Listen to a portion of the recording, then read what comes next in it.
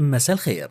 في إحدى الليالي الجميلة وبينما كنت ذاهبا لاحتساء القهوة انتشرت الحلقة الأولى وشفت تعليقاتكم الجميلة والمشجعة، لهيك قررت أطلع من جديد وشوف تعليقات حلوة مرة تانية. وكمان قررت تكون هالحلقة من اختياركم وتحديدا عن الجزائر يلي طلبتوها كتير، لهيك حط لايك وتعليق ولا تنسى تشترك بالقناة وتفعل زر الجرس. وهلأ يلا ننطلق.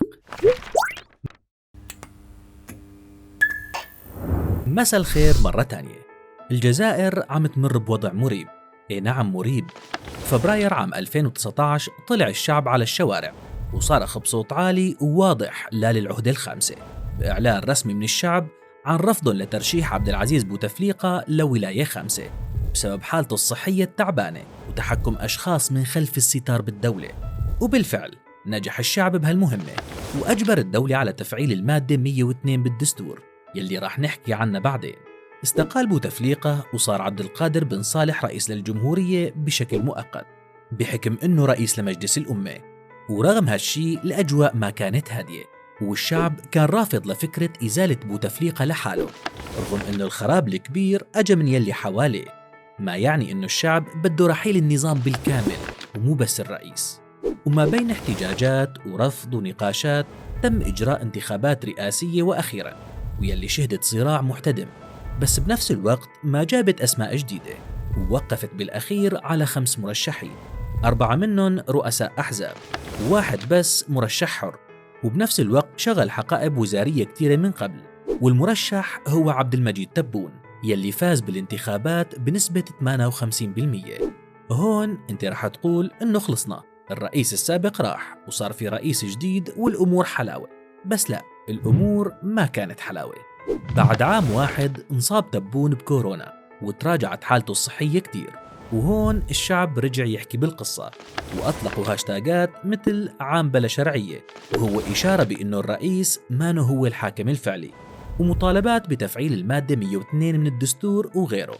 وهالشي سبب لسؤال قوي كتير، وهو مين يلي عم يحكم الجزائر يا إخوة؟ الجزائر منذ استقلالها كانت تحكمها المؤسسة العسكرية، ولكن في المرحلة الأخيرة الآن تحالفت المؤسسة العسكرية، سيطرت عليها جهة معينة مع، أنا أقول وأسميها عصابة. من سنين هيك جاوب الناشط والصحفي أنور مالك عن هالسؤال، لكن بالواقع دائرة الحكم بالجزائر تتألف من 4 أركان. أولاً مؤسسة الرئاسة يلي بالسابق كانت متمثلة بوتفليقة وعائلته، أبرزهم كان أخو سعيد ويلي أطلق عليها الجزائريين اسم العصابة الحاكمة. وثانياً المؤسسة العسكرية المتمثلة بالجيش، وعلى الرغم من انقلابها على بوتفليقة بالآخر بس دايماً كانت تحسب لصالح النظام. ثالثاً المخابرات يلي نوعاً ما شكلت خطر على بوتفليقة بالسابق، لهيك حلها وحط مكانها مديرية المصالح الأمنية التابعة لرئاسة الجمهورية بشكل مباشر، لكن أغلب الأسماء بقيت وبنفس الوقت لعبت دور بصنع القرار.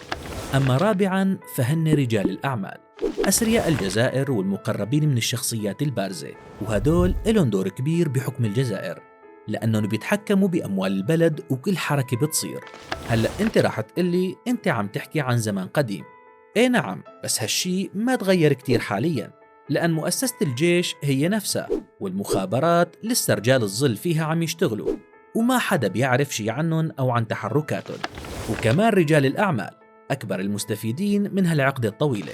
أما النقطة الأولى المتمثلة بمؤسسة الرئاسة فعم تنوصف حالياً بأن نسخة مطورة من حكم بوتفليقة، لأن بالواقع تبون من لما وصل للرئاسة حالته الصحية ما تمام، وهالشي بيعطي دافع لتساؤلات كبيرة حول الحكام الفعليين للجزائر، خصوصاً أنه تبون وصل للحكم بالفترة يلي كان فيها ابنه خالد عم يتحاكم تهمة غسيل أموال واستغلال نفوذ وتكوين ما سمي بجماعة الأشرار، وقضية كبيرة بدخول أكبر شحنة كوكايين للبلد، بس اطمنوا طلع براءة بعد ما وصل الوالد للرئاسة. وكل هالأمور سببت كتير جدل.